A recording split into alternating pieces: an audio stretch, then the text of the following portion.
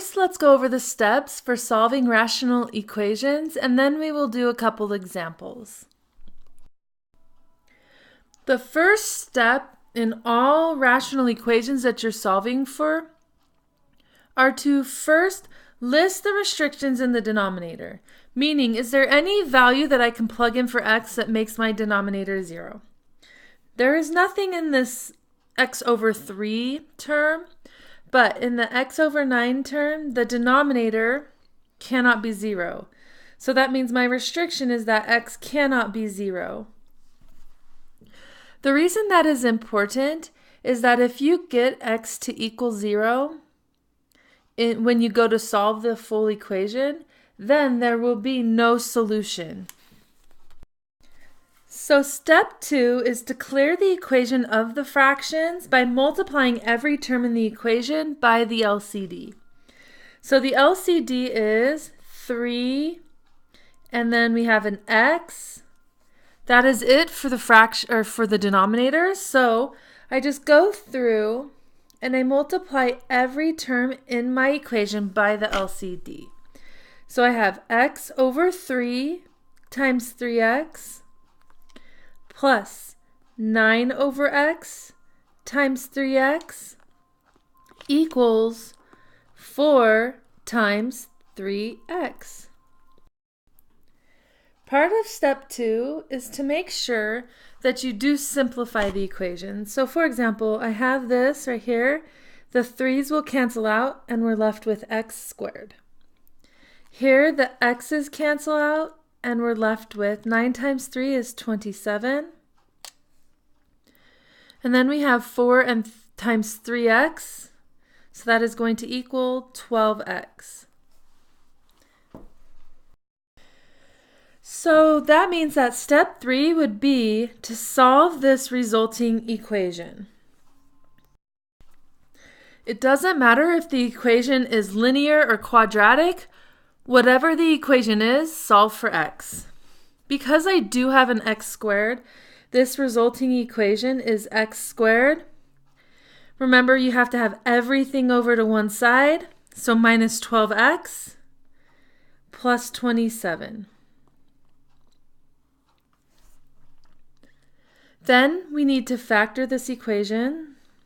So 9 and 3, x minus 9, x minus 3.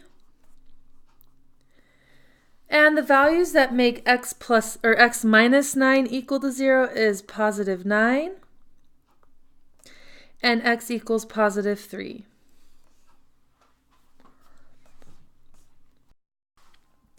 The last thing that you need to do is just make sure that the two solutions that we found from our equation here, the x equals 9 and x equals 3, we need to make sure they are not one of our rejected solutions.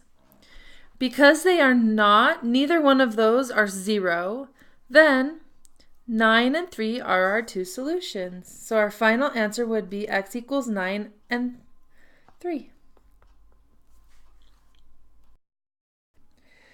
All right, let's try this example that's a little bit more complicated. So the very first thing I want to do is factor this equation. So I have x plus 5 times x minus 2 on my first fraction. 1 over, let's see, the factors of 20 that give us 9 are 5 and 4. So x plus 5, x plus 4. And that will equal the factors of, this would be x plus 4 and x minus 2. Okay, once we have the equation factored, then we need to find the restriction values. Our restriction values are any x value that makes our denominator equal to 0. So in this case, if I have x plus 5, if I were to plug negative 5 in that equation, that means that x can't be negative 5. The x minus 2 means that x cannot be 2. The factor of 5 is repeated. We have x plus 4, so x can't be negative 4. Sorry, we've got x plus 4 and x minus 2 as well, but those were already repeated. So our list of restrictions are that x cannot be negative 5, positive 2, or negative 4. If we get any of those values as one of our solutions, then those will not be solutions. We will just discard them. Now what we are going to do is we're going to take our equation and we're going to multiply through by the least common denominator. Our least common denominator will be x plus 5 times, we have an x minus 2, and then lastly we will have an x plus 4. So we're going to multiply every term by that least common denominator. So I'm going to write out this entire thing. We would have 4 times x plus 5 times x minus 2 times x plus 4 all over x plus 5 times x minus 2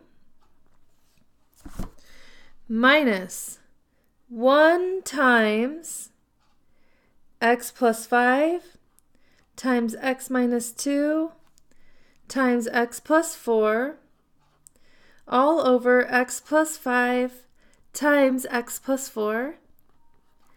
And then that last side, here we have 3 times x plus 5 times x minus 2 times x plus 4 all over x plus 4 times x minus 2.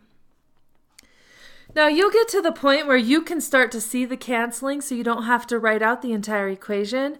I wanted to write it out so you can see exactly what was happening. So now let's go ahead and simplify the equations.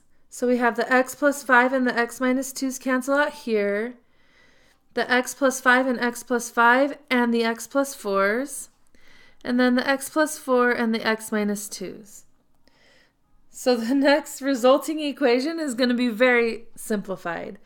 We just have 4 times x plus 4 minus 1 times x minus 2.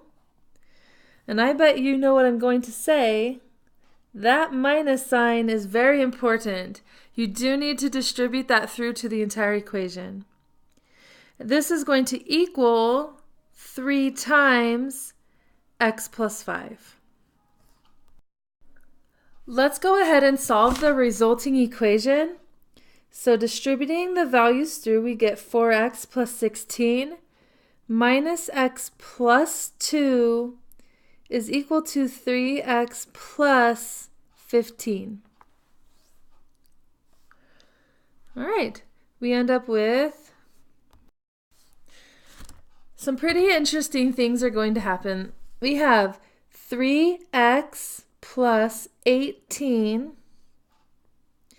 is equal to 3x plus 15. If I subtract the 3x over and subtract the 18x over, I get 0 equals negative 3, and my variables disappeared. So what that means is that there is no solution.